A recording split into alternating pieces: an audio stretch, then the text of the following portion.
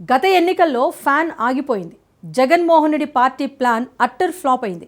ఏదో చేద్దాం, మనమేంటో చూపిద్దాం అనుకున్న జగన్కు జనం జలక్కిచ్చారు. వైసీపీకి ఓటర్లు ఇచ్చిన రిజల్ట్స్తో అందరి మైండ్ బ్లాంక్ అయింది. సీనియర్ల నుంచి జూనియర్ల వరకు ఆల్మోస్ట్ అంతా ఇళ్లకే పరిమితమయ్యారు. ఘోర ఓటమిని చవిచూసిన వైసీపీ నేతలు ఒక్కొక్కరుగా పార్టీ కండువా మార్చేస్తున్నారు. అలా మారిన ఓ మాజీ వైసీపీ నేత ఇప్పుడు జగన్మోహన్ రెడ్డిపై ఊగిపోతున్నారు. మాజీ బాస్పై రివెంజ్ పాలిటిక్స్కు శ్రీకారం చుట్టారంట. ఫ్యాన్ పార్టీని ఆ జిల్లాలో లేకుండా చేయటమే తన టార్గెట్గా పెట్టుకున్నారంట. ఇంతకీ ఎవరా నేత, ఏంటా స్టోరీ? 2024 నెంబర్ వింటే చాలు వైసీపీ నేతల వెన్నులో వణుకు పుడుతోంది. 2024 ఏడాది జరిగిన సార్వత్రిక ఎన్నికల్లో చరిత్రలో ఎవ్వరూ చూడని ఘోర పరాజయాన్ని ఫ్యాన్ పార్టీ మూటగట్టుకుంది. ఆ జిల్లా ఈ జిల్లా అనే తేడా లేకుండా అన్ని జిల్లాల్లో వైసీపీ కోటలు బద్దలయ్యాయి. సీనియర్లు జూనియర్లు అని చూడకుండా ఆల్మోస్ట్ నేతలందరినీ ఇంటికి పంపారు ఓటర్లు. జగన్ పార్టీకి కంచుకోటగా చెప్పుకునే ఉమ్మడి ప్రకాశం జిల్లాలో కూడా దారుణ పరిస్థితి చవి చూడాల్సి వచ్చింది. 12 నియోజకవర్గాలు ఉంటే 10 చోట్ల వైసీపీ జెండా తిరగబడింది. ఎర్రగొండపాలెం, దర్శిలో మాత్రం చచ్చినోడి పెళ్లికి వచ్చింది అన్న కట్నమన్నట్లుగా నామమాత్రపు ఓట్ల తేడాతో వైసీపీ అభ్యర్థులు బయటపడ్డారు. ఒక్కసారిగా 8 సీట్ల నుంచి 2 సీట్లకు పడిపోవడంతో ఆ పార్టీ నేతల్లో నైరాస్యం పేరుకుపోయింది.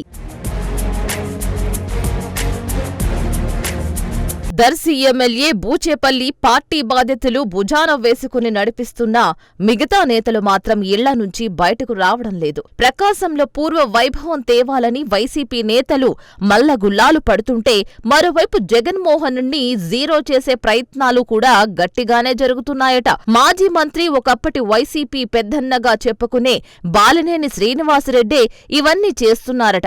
ఎన్నికల తర్వాత పార్టీలో సరైన గౌరవం దక్కట్లేదంటూ బయటకు వచ్చిన బాలినేని ఆ తర్వాత జనసేన పార్టీ తీర్థం పుచ్చుకున్నారు. ఇక అప్పట్నుంచి ఇప్పటి వరకు సైలెంట్ గానే ఉన్న శ్రీనివాస్ రెడ్డి ఇప్పుడు జనసేనను బలోపేతం చేసేందుకు అడుగులు వేస్తున్నారు. ఒంగోలు కార్పొరేషన్పై దృష్టి సారించారట బాలినేని. కార్పొరేషన్లో మొత్తం 50 డివిజన్లు ఉండగా అందులో 42 మంది కార్పొరేటర్లు వైసీపీ వారే ఉన్నారు. ఇక 6 చోట్ల టీడీపీ వారుండగా 1 చోట జనసేన, మరో చోట ఇండిపెండెంట్ గా గెలిచారు. అయితే ఎన్డీఏ ప్రభుత్వం అధికారం చేపట్టాక మేయర్, డిప్యూటీ మేయర్ తో పాటు చాలా మంది కార్పొరేటర్లు పచ్చకండువా కప్పుకున్నారు. దీంతో వైసీపీ బలం 42 నుంచి 24కు పడిపోయింది. ఇప్పుడు ఆ 24 మంది కార్పొరేటర్లను కూడా జగన్ కు లేకుండా చెయ్యాలని చూస్తున్నారట శ్రీనివాస్ రెడ్డి.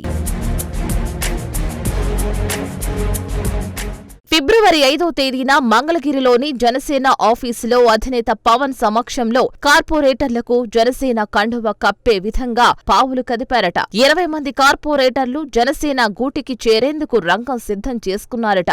దీంతో మొన్నటి వరకు ఒంగోలు కార్పొరేషన్లో అతి పెద్ద పార్టీగా ఉన్న వైసీపీ నేడు సింగిల్ డిజిట్ గా, అది కూడా స్టార్టింగ్ నెంబర్స్ కు పడిపోనుందట. అయితే టీడీపీ జనసేనలోకి పెద్ద ఎత్తున వలసలు జరుగుతున్నా 4 కార్పొరేటర్లు మాత్రం మేము వైసీపీలోనే కొనసాగుతామంటున్నారట. ఇక దీంతో వారెవరు అనేది ఇప్పుడు ఒంగోలులో హాట్ టాపిక్ గా మారింది. బాలినేని ఇంత పగబట్టడానికి కారణం ఏంటని పరిశీలిస్తే అప్పట్లో పలు అంశాల్లో జగన్, బాలినేని మధ్య ఏకాభిప్రాయం కుదరలేదు అనే టాక్ వినిపించింది. దీంతో గత ఎన్నికలకు ముందు కొంతకాలం పాటు బాలినేని పార్టీ వ్యవహారాలకు దూరంగా ఉన్నారు. ఎన్నికల సమయంలో తిరిగి పార్టీకి దగ్గరయ్యారు. ఎన్నికలైన తర్వాత కూడా ఆయనకు పార్టీలో తగిన ప్రాధాన్యం దక్కలేదని వాపోయారట.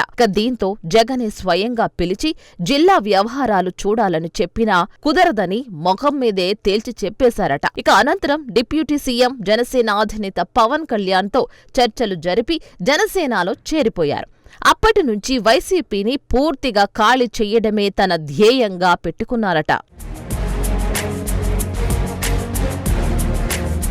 గత నెలలో వరుసగా 2 రోజుల పాటు పవన్ ను కలిసిన బాలినేని జిల్లాతో పాటు రాష్ట్రంలో పార్టీ బలోపేతంపై చర్చించారట. ఈ సందర్భంగా పలువురు మాజీ ఎమ్మెల్యేలు తనతో టచ్ లో ఉన్నారు అనే విషయాన్ని కూడా పవన్ దృష్టికి బాలినేని తీసుకువెళ్లారట. ఇక అనంతరం మార్చి నెలలో జరిగే పార్టీ ప్లీనరీ సమావేశాల గురించి కూడా వీరిద్దరూ మాట్లాడుకుంటున్నారట. ప్లీనరీ సమయానికి పార్టీని మండల స్థాయి నుంచి జిల్లా స్థాయి వరకు బలోపేతం చేసే విధంగా నిర్ణయాలు ఉంటాయని పవన్ తెలిపారట. మరోవైపు బాలినేని సొంత జిల్లాలతో పాటు ఇతర జిల్లాలపై కూడా ఫోకస్ చేశారట. రాజకీయంగా తనకు పరిచయం ఉన్న ముఖ్య నేతలందరినీ జనసేనలోకి రప్పించేందుకు గట్టి ప్రయత్నాలు చేస్తున్నారట. ముఖ్యంగా రాయలసీమ జిల్లాలపై బాలినేని ఫోకస్ పెడుతున్నట్లు టాక్ వినిపిస్తోంది. మరోవైపు ప్లీనరీ తర్వాత జనసేన కూడా పార్టీ గేటు ఓపెన్ చేసి అందరికీ ఆహ్వానం పలుకుతోందని పొలిటికల్ వర్గాల్లో చర్చ జరుగుతోంది.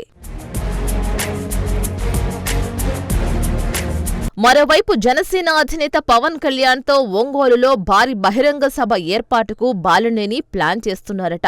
మార్చి నెలలో ప్లీనరీ అనంతరం ఈ భారీ సభ ఉండే విధంగా అడుగులు వేస్తున్నారట. ఈ సభలో వైసీపీలోని సర్పంచుల నుంచి నియోజకవర్గ నేతల వరకు పెద్ద ఎత్తున పార్టీలో చేర్చేందుకు పావులు కదుపుతున్నారట. స్థానిక సంస్థల నాటికి జిల్లాలో పార్టీని పూర్తి స్థాయిలో పోటీకి సిద్ధం చేసే విధంగా అడుగులు వేస్తున్నారట. మొత్తానికి ఉమ్మడి ప్రకాశం జిల్లాతో పాటు పొరుగు జిల్లాల్లో కూడా జనసేన పార్టీ గ్రామ స్థాయి నుంచి స్ట్రాంగ్ అయ్యేందుకు ప్లాన్ చేసుకుంటున్నట్లు తెలుస్తోంది.